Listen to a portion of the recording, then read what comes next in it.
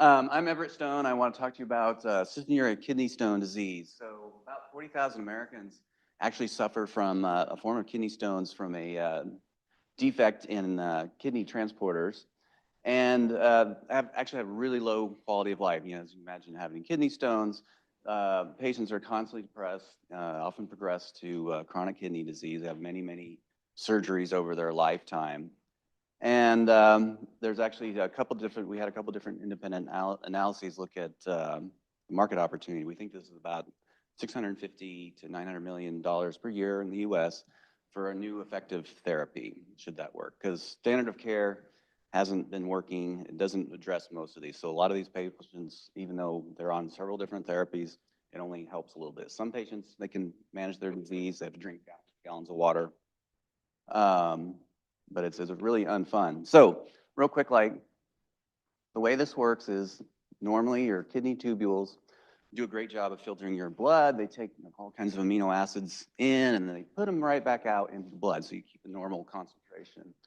So when you have what's called a COLA transporter defect, some mutation or stop codon, it's malfunctioning.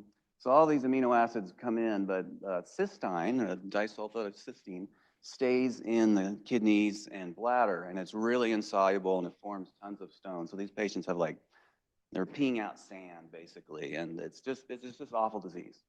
So what our approach is to take an enzyme that we've engineered to stick around a long time, and we put it in the bloodstream, and we just lower that cystine so not much goes in there in the first place. And trying to prevent this, you know, this sort of horrible, I mean, that's a human kidney clogged up with stones. It's just incredible. So proof of concept, it works great in mice. We use a very severe mouse model that has that same defect. The mice get stones completely, and you can see up on the top, treated with vehicle. That is an abnormal kidney. It's full of stones, it's lumpy. And with the treatment, we can normalize that. They have normal pathology. And there's just some data showing that we can really control that with the enzyme. So who we are, we actually work in this space a lot. We have one approved enzyme called pegsilarginase that's approved in Europe and Great Britain for treating arginase 1 deficiency. So arginine in that case builds up and has neurotoxic effects. So we're really strong on these preclinical assets, knowing what the drug needs to look like to affect diseases of high abnormal metabolites. And we actually had a little bit of experience in early stage company formation. So we speak the language a little bit. Path to market. There's been a lot of work put into this. It's been de-risked in terms of toxicology, both rodents and non-human primates. Short-term tox is very clean. We know how to make it.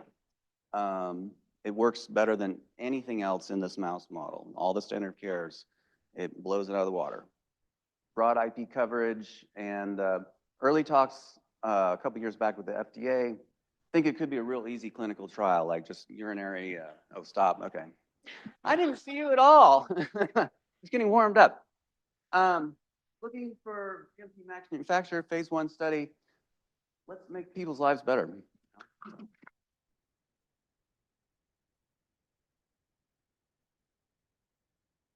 Did I use the whole time? Yes, okay. I was like, oh, I don't see anything. I'm doing great. Everett, real quick on that. You're injecting the protein, right? Beg your pardon? You're injecting the protein itself and it's sub-Q, is that? As opposed to an RNA or a vector. A lot of work. There's right now a sub-Q formulation. So all these mice data, they would those sub-Q. So that's we think where the market is, where hopefully once it's approved, you can be at home once a week or twice a week or whatever the schedule needs to be. You just self-inject, and sort of like insulin or growth hormone or some of those things. Yeah.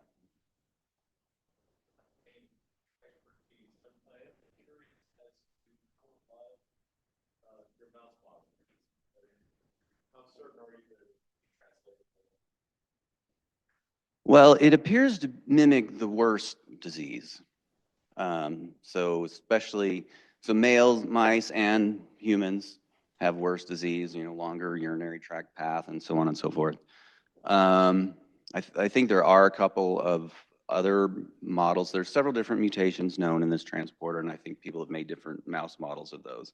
So some are less severe than others. We chose the most severe one, and as far as I know, I think every mouse gets stones after a while, and so it's pretty.